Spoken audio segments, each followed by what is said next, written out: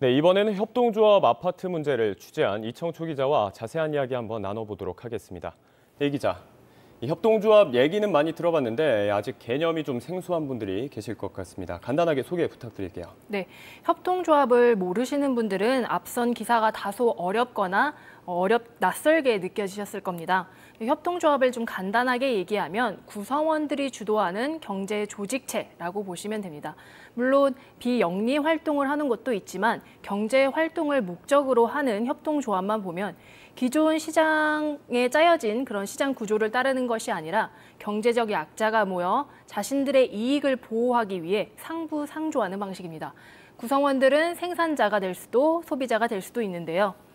사업은 금융과 보험을 제외한 모든 사업이 가능합니다. 협동조합은 구성원의 조합원 그 뜻이 하나하나가 매우 중요한 조직체라고 보시면 됩니다. 그 뜻에 따라 움직이게 되는데요. 무엇을 세우고 만들며 어떻게 운영할지 하나부터 열까지 조직원들, 그 조합원들이 결정해야 하는 만큼 그 회의나 절차가 매우 중요합니다. 그래서 앞서 보신 리포트에서처럼 반드시 필요한 절차를 따르지 않았을 때는 벌칙 조항이 있는 그 이유입니다. 그렇군요. 이 앞서 말씀해 주신 부분 중에서 금융과 보험업을 제외하고 모든 사업이 가능하다. 그런 말씀해 주셨는데 그 가운데서 민간 임대주택 아파트 사업도 포함이 되는 거군요.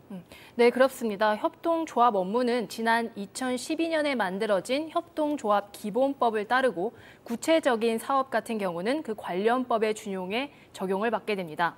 네, 문제는 그 민간 임대주택 사업처럼 협동조합 기본법에도 그리고 관련 법에도 법으로 제재할 수 없는 영역이 생기게 마련인데요.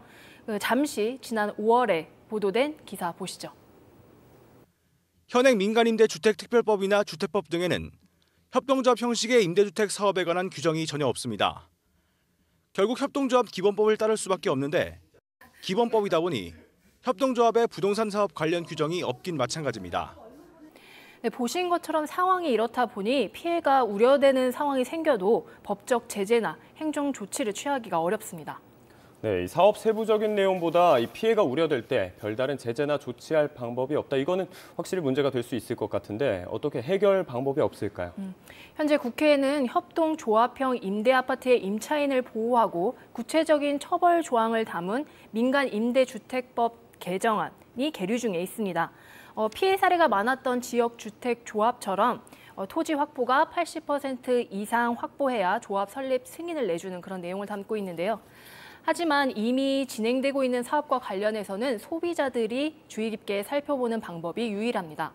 단순히 임대 아파트가 저렴하게 나왔다만 보지 마시고 협동조합이 과연 어떤 역할을 하는지, 어떻게 운영되고 조합원들은 어떤 의견을 제시할 수 있는지를 미리 알고 접근하셔야 될 것 같습니다.